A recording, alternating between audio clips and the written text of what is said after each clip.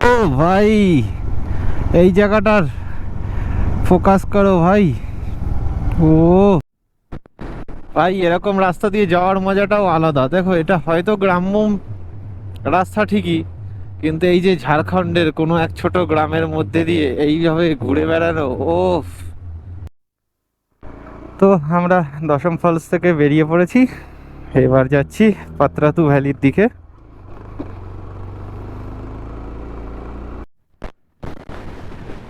তো আমরা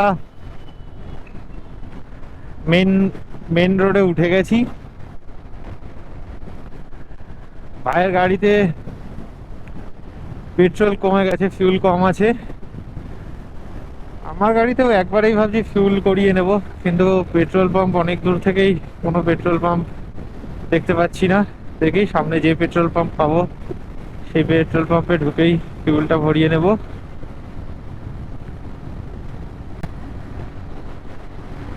তো সবাই ভিউয়ার্সরা ভাই, ভিডিও দেখছো, লাইক কমেন্ট তো করো। আর সাবস্ক্রাইব কিন্তু হচ্ছে না বস, সাবস্ক্রাইব না করলে চলবে না, এবার তো সাবস্ক্রাইব করো।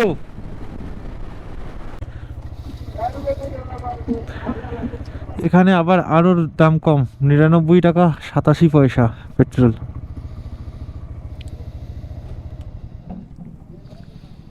ऑटो कट फुल कर दो।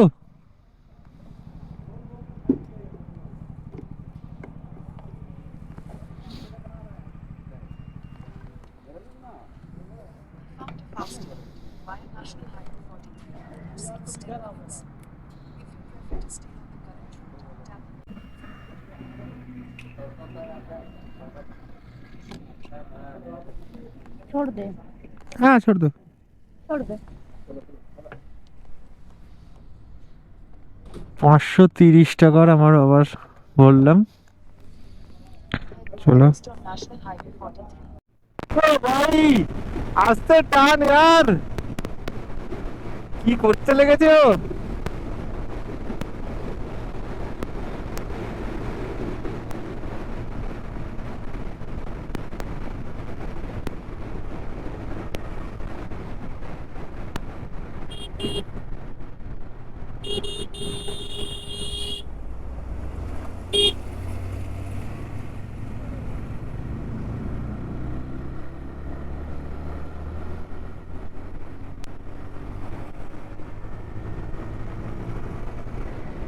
देख के चला।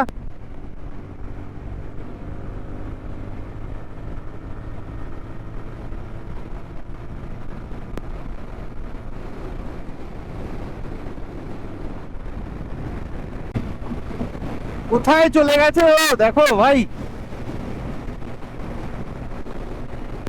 আমার গাড়িও দেখো কাটা 90-তে, 90-93, তবুও কোথায় হারিয়ে গেছে, মানে ওর স্পিড কত রয়েছে। বারবার বললাম এত বেশি টানিস না।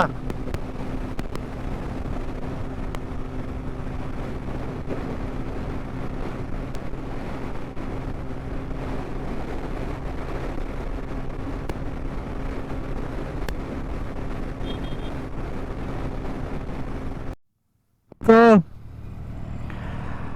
একটা সমস্যা হয়ে দাঁড়িয়েছে এখন। আমার গাড়ি এই যে সামনে যেটা কাজ করিয়েছিলাম, এখান থেকে পুরো নাম্বার প্লেটের এই সেট আপটা, মানে নাম্বার প্লেটের গোড়ায় যেখানে যে নাট দুটো দিয়ে টাইট দেওয়া থাকে, ওই নাট দুটো বোধহয় ঢিলা হয়ে গেছে, খুব কাঁপছে। এখন এক জায়গায় দাঁড়ানো ছাড়া কোনো উপায় দেখছি না। তো এক জায়গায় দাঁড়িয়েছিলাম, সেখানে দাঁড়িয়ে হলো না। তো আমার কাছে সব রেঞ্জপত্র আছে, তো দেখি ফাঁকা করে ফাঁকা একটা জায়গাতে দাঁড়িয়ে আগে এটাকে ঠিক করিয়ে নিতে হবে, না হলে জোরে চালানো যাবে না, কোনো সময় হট করে খুলে পড়ে যাবে ওটা। আর নাম্বার প্লেট ওর সাথে যেহেতু অ্যাডজাস্ট, তো সমস্যা হতে পারে। তো দেখি চলো।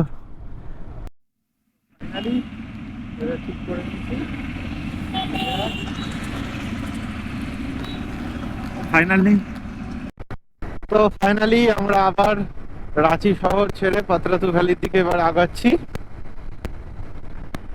আর ঝাড়খণ্ডে যে সবকিছু ভালো লেগেছে, শুধু একটা জিনিসই ভালো লাগেনি। একটা মোটো ব্লগার হিসাবে আমার মনে হয়েছে ঝাড়খণ্ডের ট্রাফিক যে ট্রাফিক রুলস রয়েছে বা ট্রাফিক আইনগুলো রয়েছে বা ট্রাফিক পুলিশগুলো রয়েছে, এরা একটা কেউ ট্রাফিকটা ঠিকঠাক ভাবে মেনটেন করে না, ট্রাফিক মানেই না কেউ। ঠিক আছে, যে যার মতন যেখান থেকে খুশি ঢুকে যাচ্ছে, যে যেভাবে খুশি চালাচ্ছে, কোনো সমস্যা নেই। ও ভাই, এ ভিউ দেখো। ও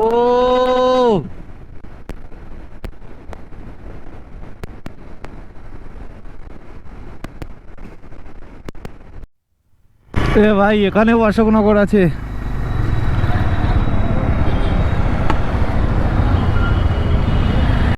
Guys, এই রোডটার মজা নাও শুধু সবাই। ও ভাই, ও লিন ভাই,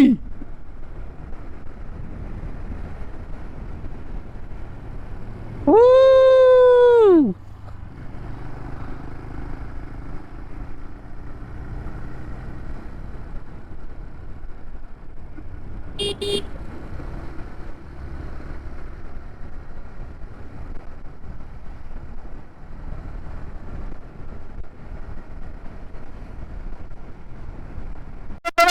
ফলো করো।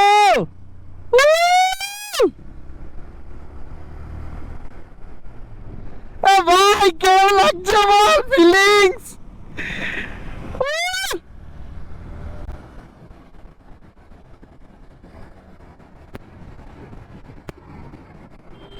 ও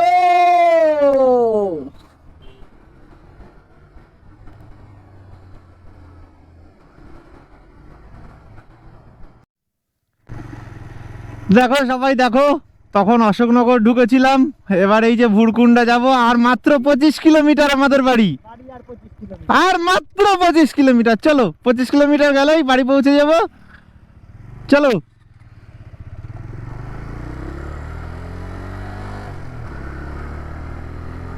খালি লিড মারছে দেখো। ও ভাই আসছে। ও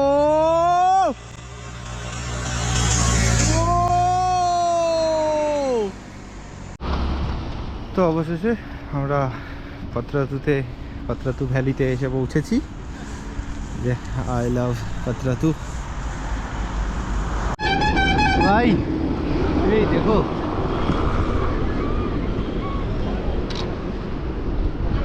ও ফলো করো ভাই, ফলো করো। এই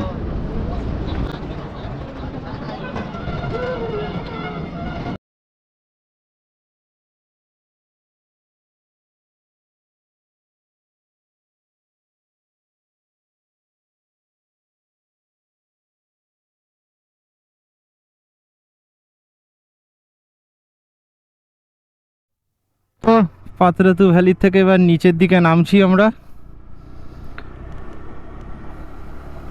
এখন হাজারিবাগ বলে একটা জায়গা আছে, সেই পর্যন্ত গিয়ে ডিসিশন নেব যে আমরা তিলাইয়া ড্যাম যাব নাকি সোজা মধুবনেই ঢুকে যাব।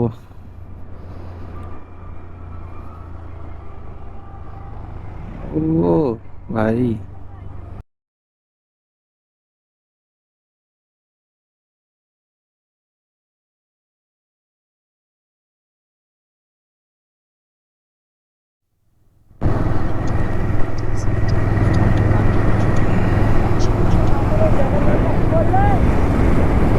তিলাইয়া ড্যাম কোন জায়গা? ওয়াও, পাত্রাতু লেকের ভাই ভিউ, পুরো জলটা নীল। ও এখান থেকে বোটিং করা যায়। ও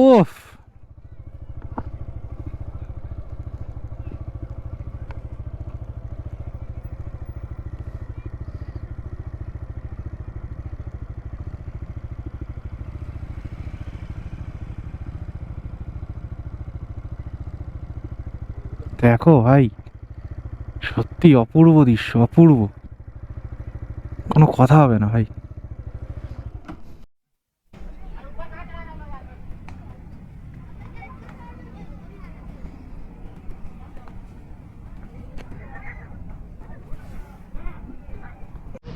তো প্ল্যানিং অনুযায়ী আমরা এখন এই যে এই ভাই বোধহয় চালাবে বোট, আর আমরা এখন বোটে উঠবো भाई। সেই মজা হবে, দেখো आगे आगे क्या होता है भाई।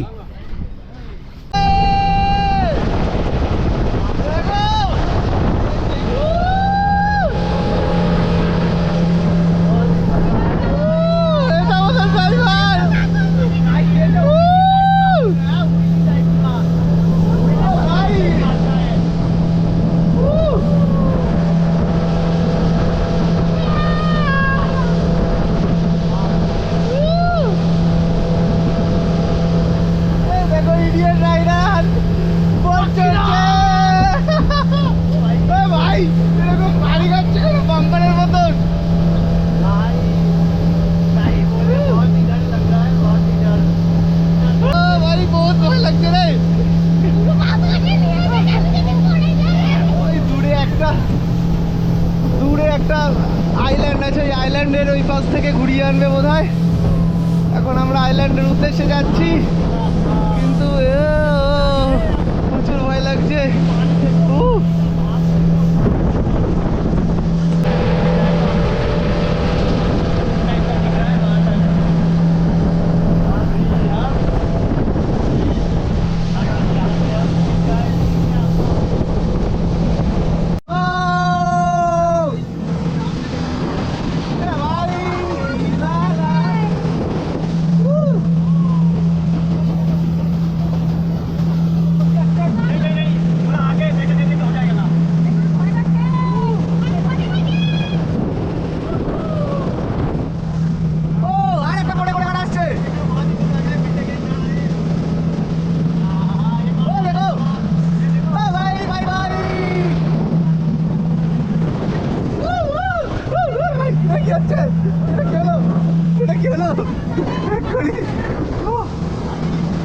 ভাই এক্ষুনি বোট কেমন একটা হয়ে গেছিল, খুব ভয় পেয়েছি। কেমন উল্টে যাচ্ছিল, ওই আমার এদিকে যাচ্ছে। ও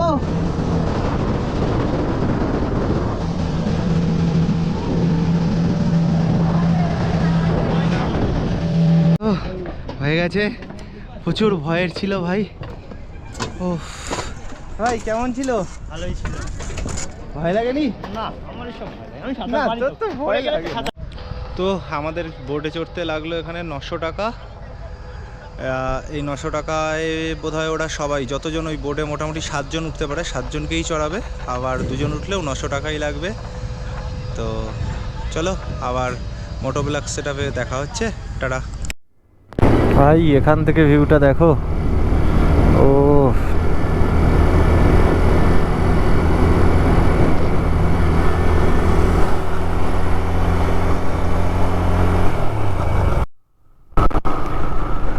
এখন আমরা কয়লা সাম্রাজ্যের ওপর দিয়ে যাচ্ছি, কয়লা সাম্রাজ্য। ও ভাই ভিউটা দেখো, ও মন্দিরটা দেখো, হেই লাগছে। আর দেখো নদীর জলটা পুরো সবুজ এই জায়গাটাতে।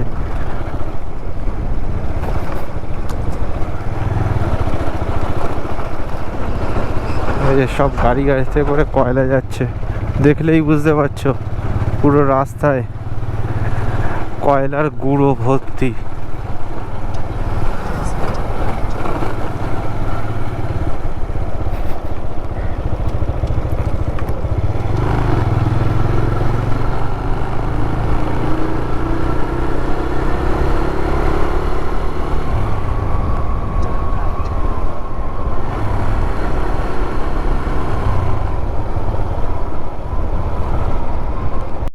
ও ভাই এই জায়গাটার ফোকাস করো ভাই। ও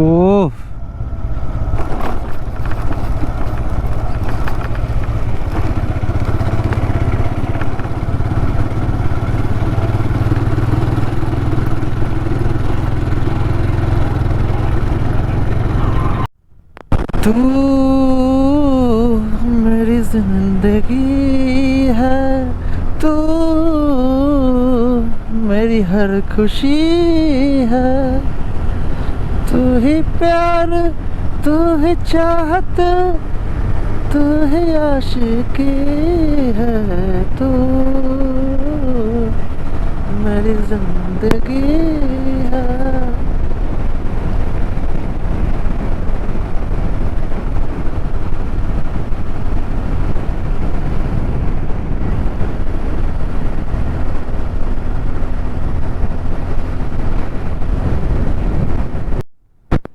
ভাই এরকম রাস্তা দিয়ে যাওয়ার মজাটাও আলাদা। দেখো এটা হয়তো গ্রাম্য রাস্তা ঠিকই, কিন্তু এই যে ঝাড়খণ্ডের কোনো এক ছোট গ্রামের মধ্যে দিয়ে এইভাবে ঘুরে বেড়ানো, ও ভাই এখানের বাড়িগুলো দেখো বেশিরভাগ ইটের বাড়ি, কিন্তু ইটগুলো কী দিয়ে বসানো বুঝতে পারছি না, মানে প্লাস্টার করা নেই, জাস্ট সাজানো মতন মনে হচ্ছে যেন বেশিরভাগ বাড়ি, প্লাস্টার করা নেই।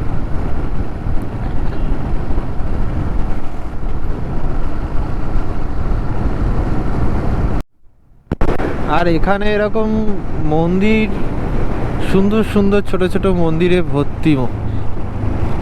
দেখো মন্দিরটা, ও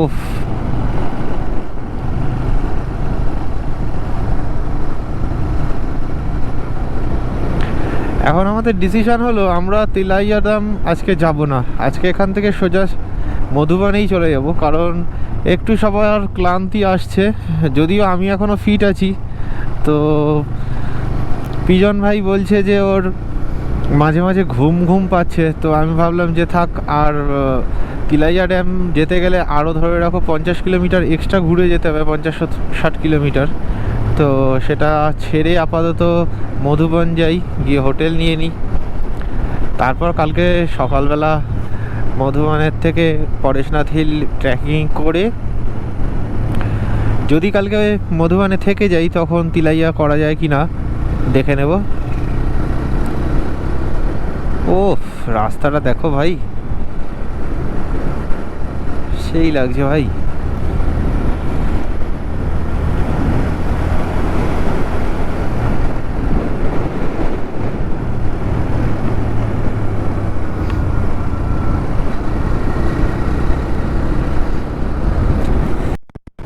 হাজারিবাগ বাইপাসটা ধরে নিয়েছি, হাজারিবাগ বাইপাস ধরে যাচ্ছি এবার। আজকেও মনে হচ্ছে একই অবস্থা হবে, সন্ধ্যা পার হয়ে যাবে ঢুকতে ঢুকতে হোটেলে। দেখা যাক, তবু ননস্টপ চালানোর কথা বলেছি, কারণ কি করে, কারণ শরীর না দিলে তো কিছু করার নেই। এবার আমি যেতে পারবো, কিন্তু ও আছে।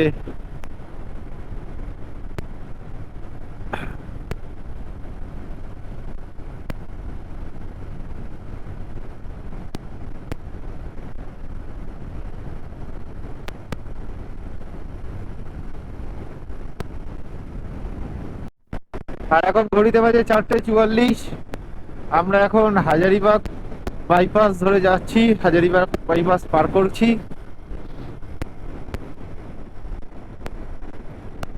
দেখা যাক কতটা সময় লাগে। এখনো রাস্তা বলছে গুগল ম্যাপ 91 কিলোমিটার বাকি আছে।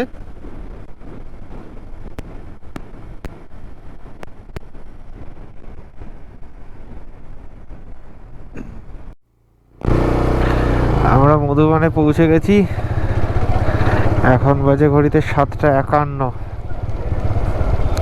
এবার দেখি, এই যে লাঠি নিয়ে উঠতে হবে, তাই সবাই বোধহয় লাঠি টাঠি কিনে রাখছে।